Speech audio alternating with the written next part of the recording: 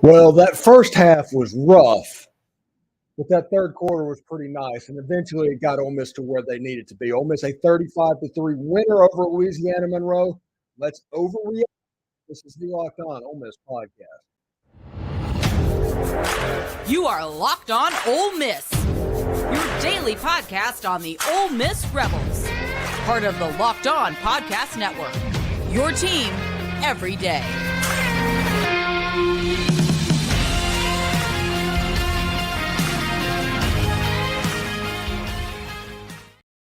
Ole Miss a 35-3 winner over the Louisiana Monroe Warhawks. The first half was about as sloppy of football as Ole Miss has played since Lane Kiffin has been the coach. Louisiana Monroe was never scoring a touchdown in that game. As soon as that game got to 14-3, it was ball game as far as if you were concerned about the result. We talked about how it was always going to be about style points. In the first half, there was no style points, none whatsoever. Third quarter got out. Everybody's going to look at the score, 35-3 score line. They're going to realize that Ole Miss is coming back in a sleepy game. A lot of teams going through. Ole Miss did kind of what they needed to do to be, relevant moving forward. We'll talk about which games you need to watch. Louisville's up on Miami right now, 31-28. There's 9 minutes to go in that game. Miami is at midfield. So we'll pay attention to what happens there. But that could be interesting. I think Louisville might still be in line because of the ACC thing, but we'll see exactly how that goes as well. Let's look at the stats from this game. It was not a pretty first half. It was an okay second half. They did well. Jaxson Dart was a drop touchdown pass away from 400 yards and 4 touchdowns. It was a complete lack of focus early in the game. It was one of those situations, honestly, where Georgia was trying to beat Ole Miss twice. We've seen it. We've grown up to where teams that play Alabama, whenever the next week comes on, they're just a little bit, they're not right.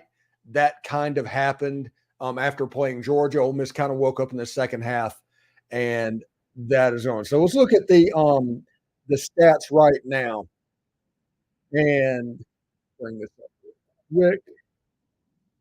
And I'll take that. All right. So let me make this a little bit bigger for anybody that is interested in it. Okay. Ole Miss had 26 first down, nearly 500 yards of offense. Like I said, Jaxson Dart was a drop pass away from 400 yards and 4 touchdowns in this game. Louisiana Monroe finished with 258 yards. Yeah, I know it seems like more than that, but they could not throw the ball a lick. They had 66 yards passing. Ole Miss ended up with 371. Running the ball, they had 192. They averaged about 3.5 yards a carry. It was just one of those things where they ran the ball, stayed on schedule, bled the clock, and it felt like it was more effective than it was, but it actually wasn't that effective, honestly. Penalties, Ole Miss had 8 for 81. UL Monroe had 7 for 65. UL Monroe had the ball for 34 minutes, Ole Miss 25, because they were trying to bleed the clock. So if you look at the individual stats in this game, Jaxson Dart was 24-31, 310 yards, 3 touchdowns. Spencer Sanders was 4 or 5 for 61 yards and a touchdown. Touchdown pass was to Caden Lee. Caden Lee looks like a dude. I see a little bit there. He has 2 catches at Ole Miss, 2 touchdowns. Good for him. Quinshawn, 18 for 65. Ulysses Bentley, 9 for 47. The offensive line, it wasn't a situation that they couldn't block Louisiana Monroe. There was a lot of situations to where it was run, pass. The play calling was very vanilla, and they found themselves in trouble by not communicating. It just kind of is what it is. This isn't a situation that I think has any bearing on next week's game. Dayton Wade had 7 catches for 108 yards and a touchdown. Jordan Watkins, 6 for 73. Caden Prieskorn, who had a relatively big game, 6 for 69 and a touchdown. Trey Harris, 4 for 63 and a touchdown. Caden Lee, 1 for 51 and a touchdown. Dart fumbled the ball twice, did not lose once. Leading tackler on senior day was Ashanti Seastrunk. Good for him. Ladarius Tennyson showed out a little bit as well. Cedric Johnson in the early parts of the game, that's whenever Louisiana Monroe realized that they could not afford to get into a passing situation against this Ole Miss defense. They just couldn't. So they were going to be in trouble with that. So Ole Miss is kind of where they need to be. Jaden Kennedy played that game. Jamarius Brown made some plays that started to pop up. Really good performance for those young men as well. So I'm pretty excited about what that is. So looking at the Egg Bowl, we're up to the Egg Bowl. Does anybody know the actual score of the Egg Bowl game? Just let me know. I haven't been able to keep track of that game. Last I saw, I think State was up 23-7. I'm sure State closed it out. Southern Miss's offense, by the way, from what I saw, it would make nobody would think anything of it if the offense was run by Wes Jones. There's no reason that offense should be run by a college team, if that makes sense. So that is an interesting situation. I think that this is a game against Mississippi State that's important. There's a chance to separate. This is a chance to do it. It's 34-20 State. Okay, that makes sense. Turns into a 4-quarter game for them like I thought it would be. But that offense for Southern Miss is not good. I don't know. Honestly, I'm just going to say this right now. I do not know why anybody is worried about playing Southern Mississippi. I cannot get that.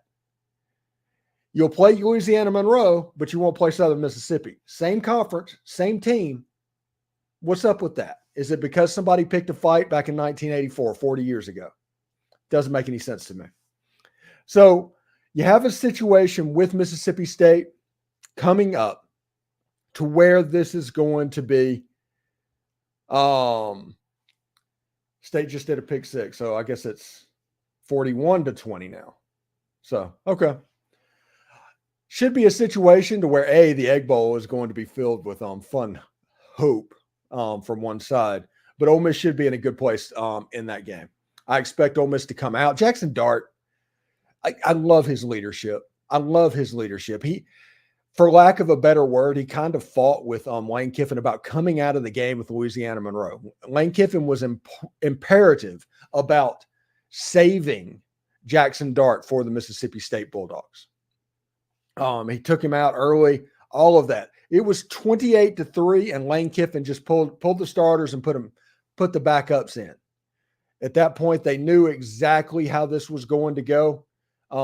They got a touchdown from Spencer Sanders, but at that point, it was like, hey, let's save legs and do the smart thing.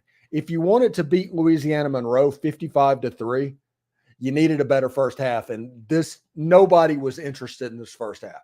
The first half of this game is the poster child for the SEC needing to go to non-conference games. And no non-conference games other than rivalry games should be scheduled after like October 7th, October 14th. It's ridiculous how this looked. It did. So you have a situation where, get called to the penalty, you get dropped passes, you do everything that a team that doesn't play clean football does, and you were still up 7-3. You played a magnitude of 5 times worse in that first half than you did against Auburn, which was the previous worst that you have played this season, and you were up 7-3. So if Ole Miss would have scored again, which they did, the game was over. Louisiana Monroe was not going to score a touchdown. It just feels like a missed opportunity because Walker Howard did not get into the football game. And I will point about Walker Howard needing to get into the football game and missed opportunities and all that. That's what this was. The score, the style points, you're fine with the New Year's Six. You're fine with all of that stuff. The game ended up about where you needed it to be. I mean, I would have liked 1 or 2 more touchdowns, but that's fine. 35-3, you're not going to be penalized at any point by anyone. Walker Howard getting into the game would have been an important thing. And I think Lane Kiffin wanted that. He wanted the third quarter to be Spencer Sanders and the fourth quarter to be Walker Howard. That's what Lane wanted in this game, but it just didn't work out for him. You had another team across the field that was playing extreme slowdown because they had to. They had to. If they would have tried to play quick, with Ole Miss would have scored 60 points today, even as bad as they played. Louisiana Monroe did whatever they could to keep that game as close as they could. And God bless them, they don't have a quarterback. None. Louisville is tied with Miami right now with 5 minutes left to go in the game. It's 31-31. The big three at wide receiver played well, plus the tight end played great as well. Yeah, Jaxson Dart had a good game. The problem was the lack of continuity and the lack of communication. There was a little bit of a focus issue that happened in the team. And, you know, it's a interesting situation about what's going on. Michigan is only up on Maryland 29-24. Speaking of playing with your food, everybody's rooting for Maryland right now. But it is what it is. And I'm not going to spend probably much more than 3 more seconds talking about Louisiana Monroe. You did what you needed to do. You got through it. Now get ready for the Egg Bowl.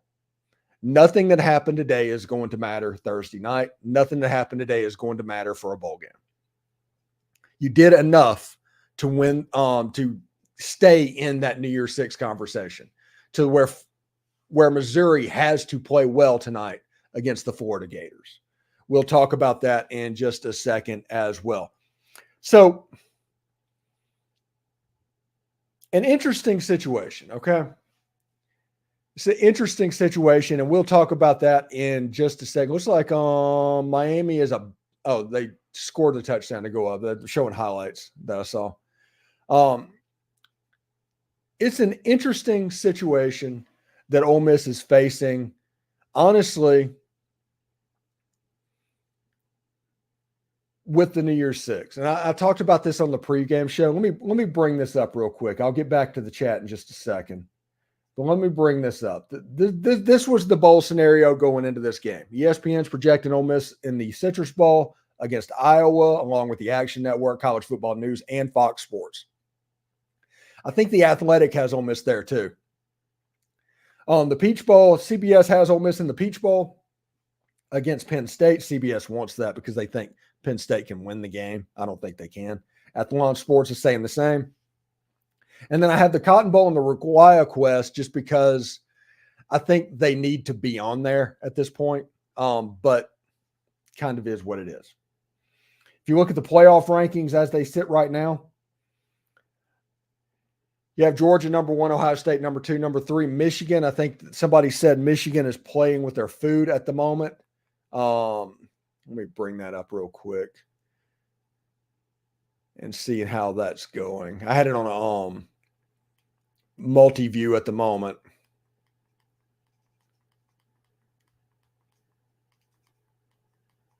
So weird. Having trouble finding that game.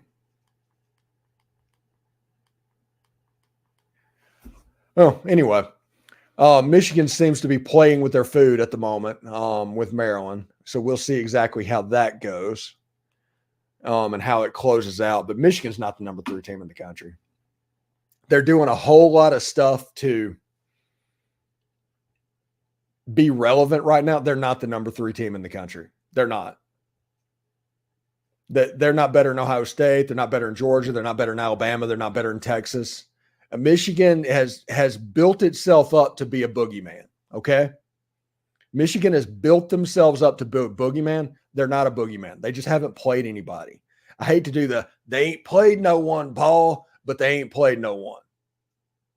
They ain't played no one. And now Maryland has the ball with 7 minutes left to go in the game in the fourth quarter at home to go 90 yards for a touchdown to beat Michigan. That's pretty cool. So, interesting situation there. Now, let me get back in the comments as well.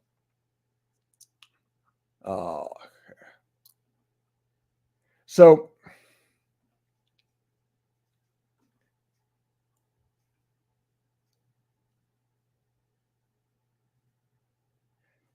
we'll see exactly how this goes. Somebody said, how did State beat Arizona? State beat Arizona. I'll go ahead and put that. Jacob Holloway asked, how did State beat Arizona? State beat Arizona because Arizona was playing a different quarterback. They found their quarterback after state. Jake Mitchell. Well, let's go back up to the top of the chat. So James Mendoza said, so is it New Year's Six or Orlando so far? That seems to be the consensus. I talked about that early. Mayon Pop says, weird first half. That was an incredibly weird first half. This was a situation where Georgia was trying to beat Ole Miss twice, period. It's not a transitive thing. Anything's ready. If nothing else, practice for the Egg Bowl is going to be very spirited because of that. The game was very similar to the Vandy game last year, a little bit. Jake Mitchell says, I'm a homer, Steve, but the first half play calling was really bad. Yes, and it was really vanilla. Okay, this is my theory, by the way. And my theory, I'm not saying they did this. This is my theory. I don't think Ole Miss prepared for Louisiana Monroe. I think Ole Miss had some basic plays that they were counting on that the offensive line could get through with basic looks, and they weren't doing anything schematically to get ready. As soon as the Georgia game ended, they moved on to Mississippi State. That is my opinion. I guess you're running inside zone, you're running some very vanilla things, especially in the run game, and a lot of times it was run, pass. And you were able to schematically get got because, honestly, I don't think you paid that much time with Louisiana Monroe. Like I said, it was my opinion. I don't know. I wasn't there to see it, but I know that Ole Miss had trouble blocking an offensive line or defensive line that nobody's had trouble blocking. So that is my thought. Jake Mitchell says, Wade is such a secret ingredient in offense, such a underappreciated weapon. Yeah, very good. The holding calls are out of control. Is that coaching? No, not necessarily. I think it's just the fact that the officials are the other coach is like, hey, watch this, and they bring it in. And after 6 or 7 weeks, everybody is watching that. Let's see, 31-31. Jake Mitchell said, I was just disappointed that Delane kept Dart in so long. Just don't see a point. Yeah, it was a missed opportunity. The defense played great in the first half. Defense played great in the whole game. Louisiana Monroe had no chance of scoring a touchdown. None. They heaved one up in the end zone on 4th down, but that's really as close as they got. Focus issue and the O-line looked rough. Yeah, that's Hung Solo asked that question. That is what happened. It was a focus issue. That's all it was. This was a sleepy game. The SEC should use this as a poster child to not have this game played anymore. It should be outlawed. It should absolutely be outlawed. You should not be playing these non-conference games the week before your rivalry game. You should play 9 conference games. If you don't, you're cowards. Everybody wants an easy win. They want to rent a win. They want to do all of that stuff so they can go to a bowl game. I don't care. No, look at the stadium. Look at the atmosphere of that place. Vaught Hemingway Stadium was a fortress this year. It just was. It was a difficult place to play. And do you know why? Because Ole Miss was relevant and they were in every game. This game, nobody showed up. The student section was half empty. Nobody was really there. The atmosphere in the Grove, I was told, is like nobody's here. It's senior day. These games should not be that. Now, I'm not saying schedule Alabama the week before Mississippi State. But you need to stop doing this. Like Alabama played Chattanooga, and they're playing New Mexico State, Auburn. These cupcake games need to stop. If you need a bye week before your rival, schedule a bye week before your rival. Don't schedule a rental win because nobody is interested in this stuff. This makes it easy for teams to throw arrows at the SEC. It's just, Jake Mitchell says, where's Perkins been? Perkins has been playing. These are true freshmen. His ceiling was what his ceiling was going to be. At a certain point, he has to start learning how to play linebacker. I mean, it's just what it is.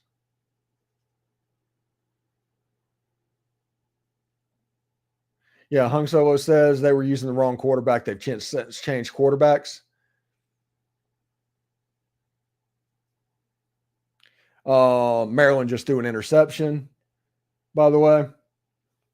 When Lane was asked about fan support, he said it was really good early in the season. Yeah, it was crap today. And that's not the fans' fault. Whenever Lane says that, he's not talking about the fans.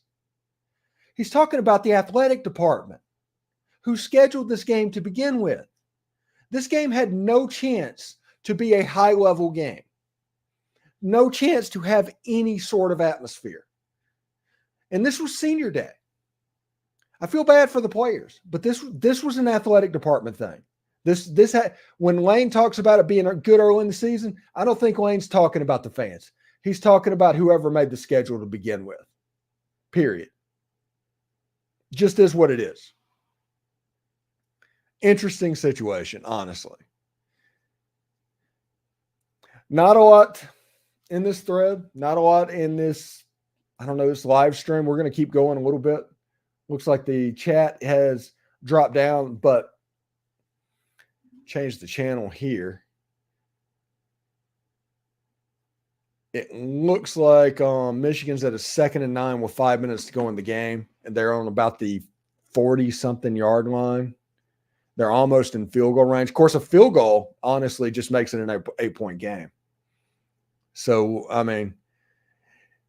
it's an interesting situation and in Maryland. But one thing is for sure in this game, Michigan is not a top 4 team. Michigan should fall out of everybody's top 4 rankings. Everybody. They just don't look good. James Mendota says James Madison is losing. James Madison, they're good, but they're not great. And by the way, you want my take? James Madison knew the rule about postseason play before they were good. They accepted the conditions to move up. Now that you're good doesn't mean all of this changes. Okay? It just doesn't. It just doesn't mean that you can all of a sudden change the rules just because you're good. And ESPN trying to pressure the NCAA by putting the Jonas Brothers on there with College Game Day. It's kind of crap. The NCAA is a problem, but if you don't like the rule, change the rule. But don't get onto them for enforcing the rule. Honestly, with the NCAA, the big problem that everybody has is they want the NCAA to enforce the rules they have on the books. Steve, you do a great job. This isn't a game that generated a lot of enthusiasm. It's not about you. Heck, I'm about to go deer hunting. Thanks, Jake. Have fun. It's just all of the momentum in the season just got stunted by them scheduling this football game. It just is what it is. One of those situations. Do you have any seniors will be back next? Do you have any some of them are likely going to come back. Some are going to go pro. I don't think you can have a situation to where you know what's going to go on with 18-year-old college kids. You just kind of don't know that. Bobby Patrick says, looking forward to the Egg Bowl. If we can't get up for state, I don't think anybody needs to worry about that game and getting up for that. I don't think anybody needs to play the transitive property of what we saw in the first half for the Egg Bowl. I just genuinely don't think you need to do any of that. Some people are. Some people, I guarantee you, in the comments, it's going to pop up. It's like, well, if we play like that, we're not beating Mississippi State. Well, yeah, duh. But they're not going to play like that. It doesn't work like that. It just doesn't. This Michigan punter just, my goodness, just did a great punt. Absolutely downed them at the 1 yard line. Does anyone like the NCAA? No, but you know what? That's their job. It's their job to catch errors and be the bad guy. It's whenever they decide they want to be good guys and activists and start playing favorites, that people actually have a real legitimate problem with the NCAA. The SEC mentioned that the receiving corps has another year of eligibility. Any thoughts? Yes, I think that Jordan Watkins will likely come back. I'm not, like I said, I don't know anything, but I'm assuming that Jordan Watkins will come back. We don't know about Dayton Wade, and Trey Harris is probably gone. Trey Harris he's another AJ Brown, to where he's going to get drafted in the second round and be a dominant player in the league. We need to keep our foot on State Thursday night. Yes, absolutely. Need to absolutely keep your foot on Mississippi State Thursday night.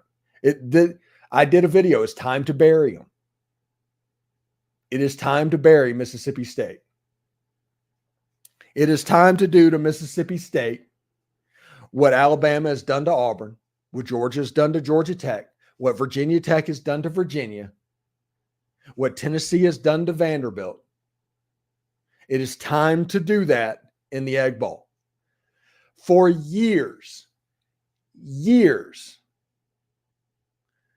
Ole Miss has used that game as a benchmark in their season because they weren't beating LSU. They weren't winning that game. Now they get an upper hand on that game, and the Mississippi State game needs to be a win. It's unexcusable for anything but a win in this game. Ole Miss is going to come in as probably a 13-point favorite, something like that. Somewhere in that ballpark. I'm going to see if there's a lineup right now. I mean, we're relaxed. But this is a game that Ole Miss absolutely needs to put their foot on the throat. They need to not take it off. And if they can, they need to run it up. Honestly. Line is not out on FanDuel as we speak right now, but I'm expecting somewhere between 13 and 15 in the line. Roy Labello, avoid the rush. Hate State early? Yes, absolutely. I hope Bentley comes back. That backfield with the addition of Riscano will be amazing. Yes, you are absolutely correct there. Are we not looking at Joe Corey? I do not know what that means. Sorry. Harris is gone. Yeah. And honestly, Harris should be. Do not kick a dog, please.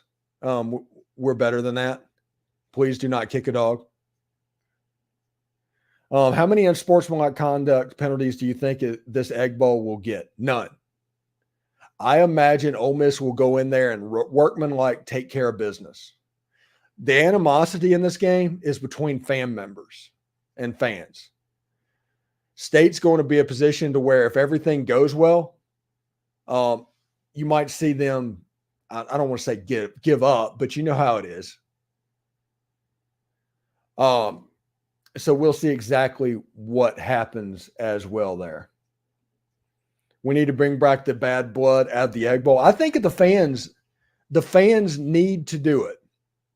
I mean, this is the ultimate revenge for what they did. For Steve Robertson writing the book and what they did. Whenever we pronounced the mayor of Starkville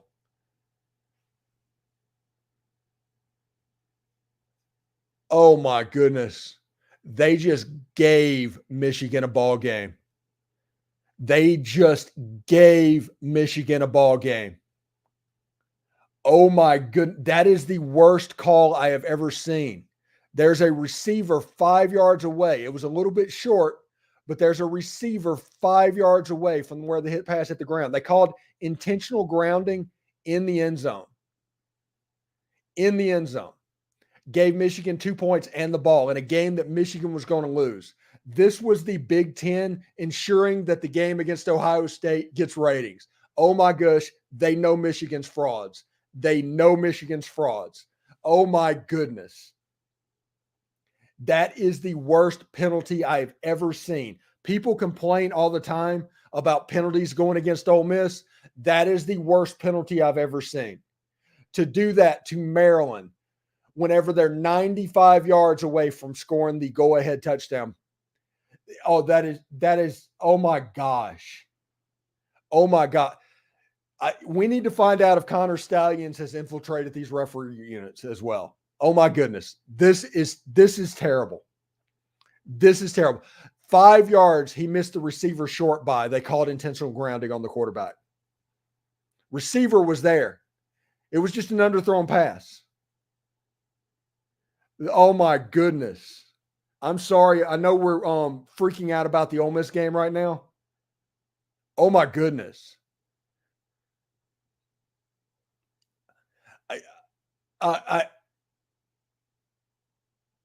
He just threw it off his back foot. There's a receiver over there 5 yards away.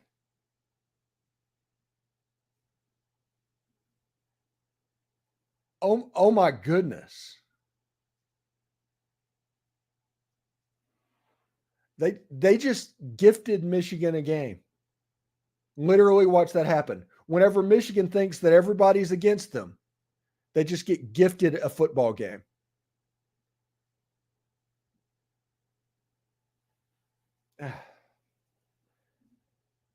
It's terrible. Terrible. I have no dog in this fight. None. None. That is the most blatant thing I've ever seen. When fishy stuff is happening all around that conference, fishy stuff just pops up.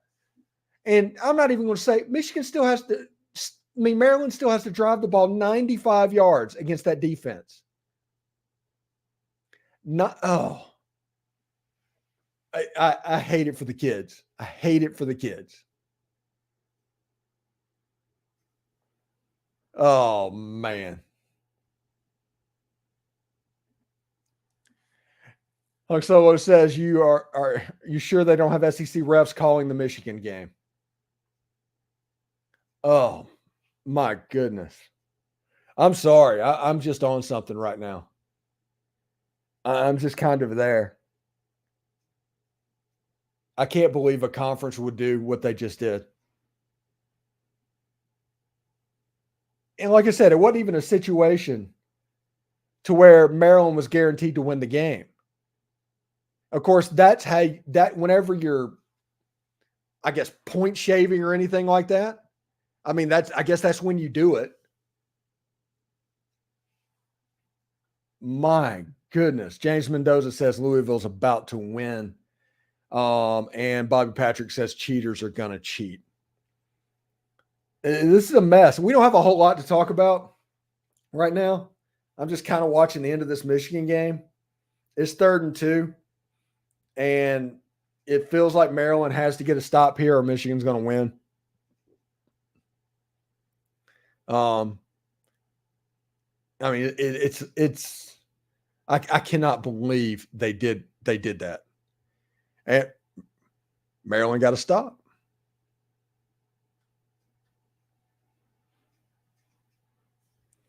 And Michigan might go for it.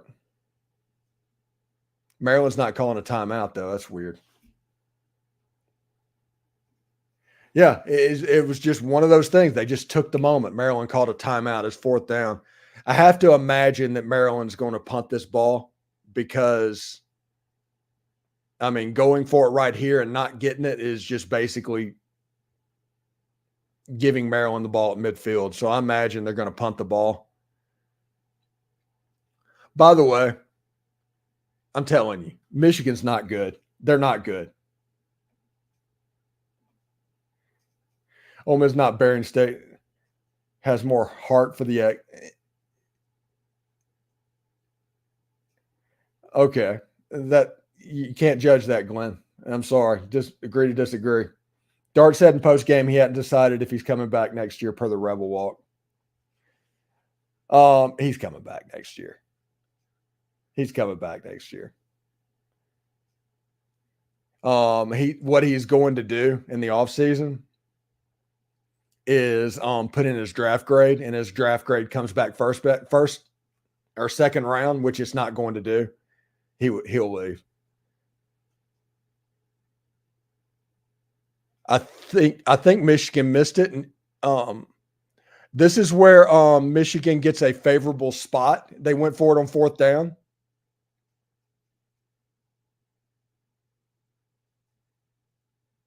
And they're going to have to measure it.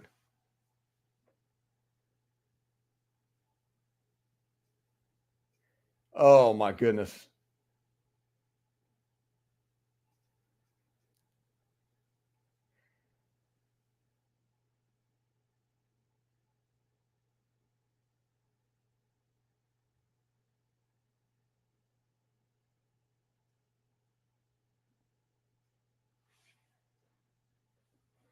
Yeah, Georgia, I think they said had given up a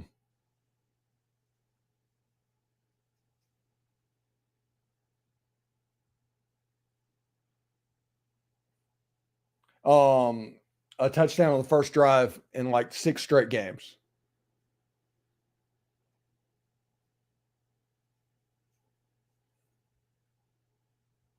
And by the way, Glenn, I'm going to bring this up again. Mississippi State's not good. They're not good. The Egg Bowl is going to lose relevance to Ole Miss a little bit.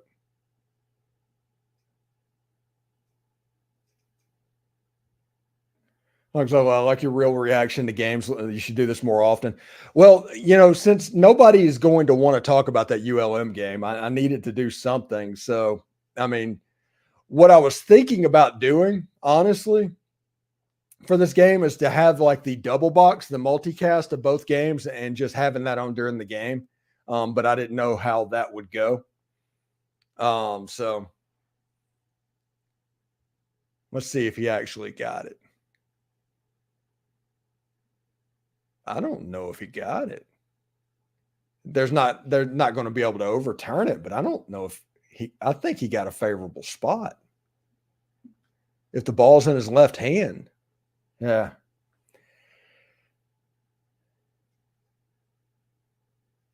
So we'll see exactly how that goes. I hope everybody has a good Saturday. Enjoy the football games today. Here's the games to watch for Ole Miss fans, by the way. This is what you need to look at. Watch the Kansas State and Kansas game. Watch the Georgia and Tennessee game. And those are the 2 games that you need to watch. Tennessee is a difficult place to play at home. So we'll see what happens. Anyway. Oh, weird day.